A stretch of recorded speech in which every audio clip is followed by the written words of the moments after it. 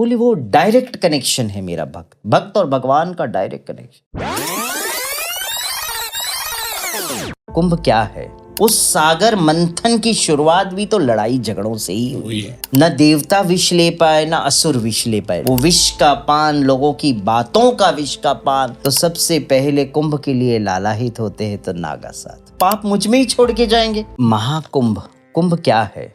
कुंभ एक घड़ा है, स्वर्ण घड़ा है, जो समुद्र मंथन के समय से निकला था। समुद्र मंथन करने के लिए भी कुंभ के अंदर, मैं आपको बताऊं, सिर्फ अकेले देवताओं से कुंभ नहीं होता था, निकलता था। कुंभ निकालने के लिए स्वयं भगवान ने कहा था कि असुरों का भी जी साथ चाहिए।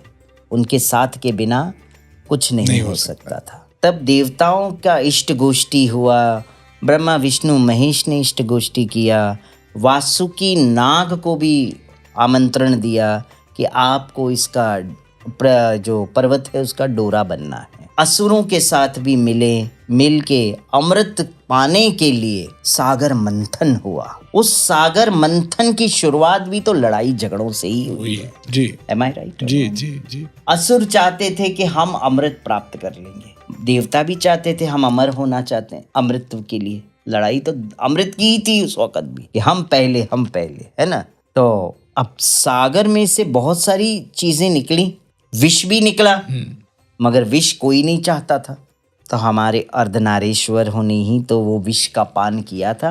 शिव और शक्ति ने उस विष का पान किया था, तो कंठ में अर्धनारीश्वर महादेव जी ने धारण किया था कंठ में। तभी से नीलकंठ हुए वो, नीलकंठ महादेव कहलाए ना। तो मैं कहती हूँ, न देवता विष ले पाए न असुर विष ले पाए नहीं, है ना। आज की डेट में भी न संत विष पी पाएगा, न साधु विष पी पाएगा, न पापी विष पी पाएगा।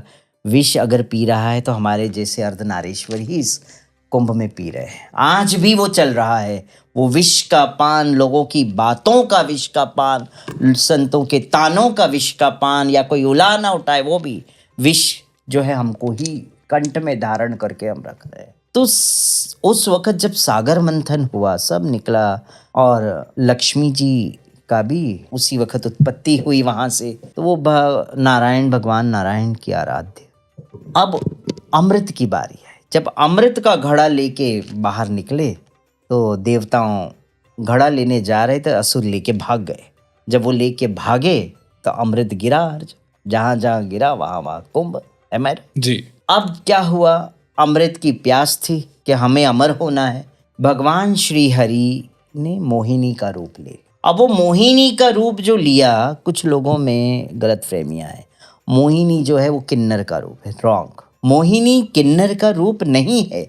भगवान श्री हरि हर तरह का रूप लेते रहे हर समय में। तो उन्होंने एक स्त्री का रूप लिया, वो मोहिनी रूप था, वो स्त्री का रूप था, वो कोई किन्नर का रूप नहीं था। तो वो मोहिनी का रूप लेके उन्होंने असुरों को लुभाया और उनको मनाया और देवताओं को अमृत पिला दिया। अब उसमें से एक असुर आके बैठ गया देवता बन के, और उसने भी अमृत पान कर लिया, तो उनका धड़ से शरीर अलग कर दिया।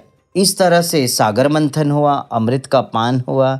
और आज जब हम कुंभ में जाते हैं तो सबसे पहले कुंभ के लिए लालाहित होते हैं तो नागा साथ। जूना अखाड़ा सबसे पहला स्नान वो ही करता है कि भाई हम सब में होड़ लगी है आज भी कि हमको पहले स्नान करना है हमको, मगर जो प्रथा शुरू से चली आई हम उसको नमन करते हैं, हम उसके आगे हम भी नहीं जाते हैं।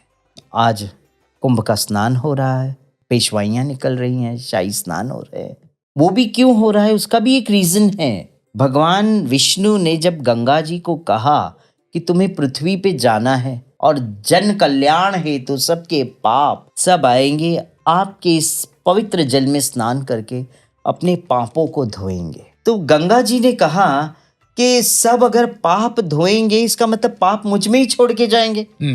तो हे प्रभु, हे मेरे नाथ, तो जब सब पाप धोएंगे तो मैं महापापिणी हो जाऊंगी, तो मेरा पाप कौन धोएगा भगवान, ये तो बताइए। तब भगवान ने कहा उसके लिए भी बंदोबस्त मैंने किया है।